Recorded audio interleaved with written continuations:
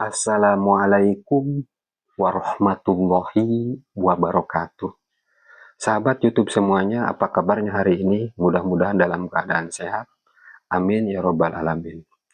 Kali ini kita akan mereview bagaimana cara menyemai batang bawah atau rostok anggur ya.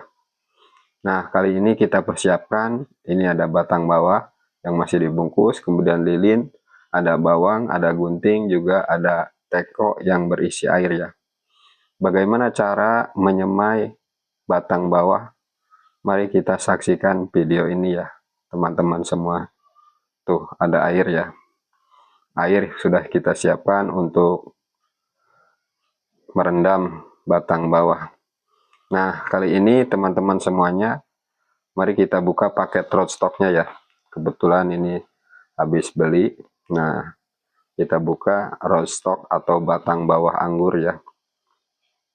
Nah, ini kebetulan ini batang bawahnya anggur rootstock impor ya. Rootstock impor ini. Kita buka paketnya. Khusus buat batang bawah ini rootstock nih. Nah, teman-teman, nih kita buka paket batang bawahnya. Rapih ya. Pembungkusannya juga rapih. Teman-teman kita perhatikan. Nah, teman-teman, cara membedakan batang bawah. Nah, ini kebetulan bagaimana ini. Nah, kalau ini batang bawahnya dikasih kokopit ya teman-teman semuanya. Tuh. Jadi kita gampang tinggal menentukan yang bawahnya berarti yang ada kokopit. Itu yang siap ditancapkan di media tanam ya. Kalau tidak ada kokopit, tinggal kita lihat mata tunas yang ke atas. Biasanya yang ke atas itu posisi atas ya. Nah, ini karena ini sudah pakai kokopit, jadi kita gampang menentukan batang bawah mana atasnya ya, teman-teman semuanya. Kalau misalkan tidak pakai kokopit, biasanya yang tunas ke atas itu adalah pucuknya, yang ke bawah itu buat batang bawah ya. Nah, teman-teman, perlakuannya bagaimana setelah datang rootstock. Nah, ini ada tunas nih. Cara membedakannya nih, ada tunas. Ini ada 3 mata tunas ya teman-teman. Biasanya kalau beli online yang pendek. Nah, seperti ini ya teman-teman. Kita potong dulu. Nah, kemudian kita sayat ya teman-teman. Bawahnya rootstock itu kita sayat atau kita lukai menggunakan gunting batang anggur. Nah, seperti ini nih, agar cepat numbuh ya akarnya ya. Kita potong, kemudian kita sayat. Semuanya kita sayat bawahnya. Tuh, sayatannya seperti ini. Semuanya kita potong-potong. Nah, teman-teman semuanya, kita sayatin satu persatu ya batang anggurnya ya.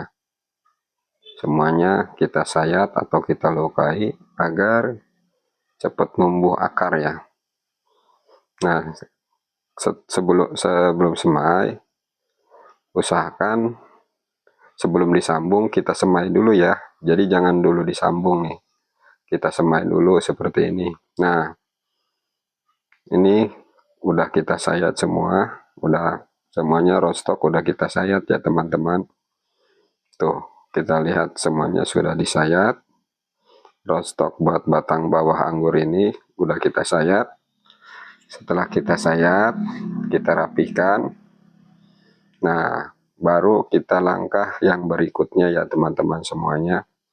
Oh ya teman-teman semuanya, sayatan ini berfungsi supaya si batang ini cepat numbuh ya. Cepat numbuh akar atau kalus ya teman-teman ya. Tuh, kita sudah melukai batang bawah rootstock kita.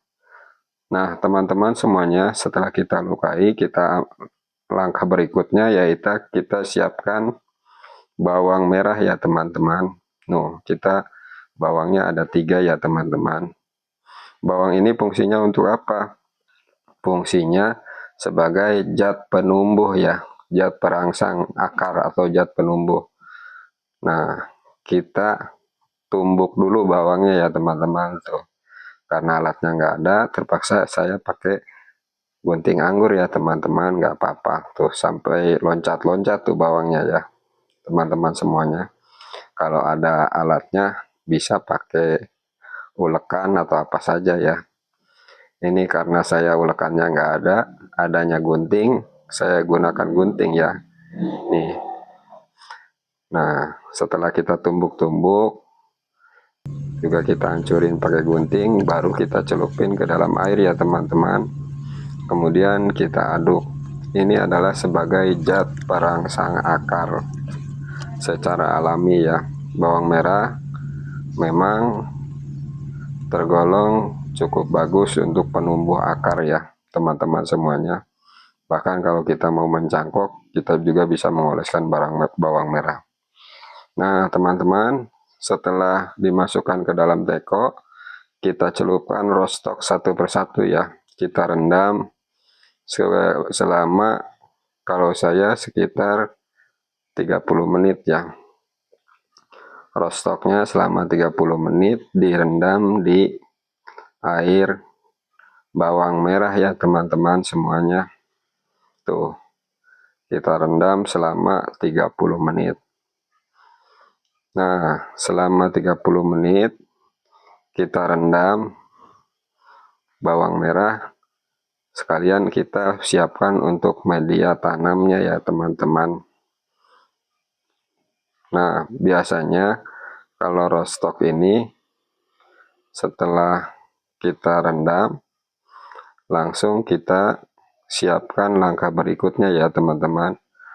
Nah, sudah selesai kita rendam selama 30 menit, langkah berikutnya kita ambil lilin ya teman-teman. Kita hidupkan lilin, kemudian lilinnya ini kita gunakan untuk batang atas roastok ya. Batang bawahnya kita lukai, batang atasnya kita taburin lilin ya teman-teman semuanya tuh. Lihat tuh bagaimana caranya naburin lilin. Lilin ini bertujuan supaya roastok kita ini tidak kering ya teman-teman, atau tidak jadi suluh kalau bahasa Sundanya ya.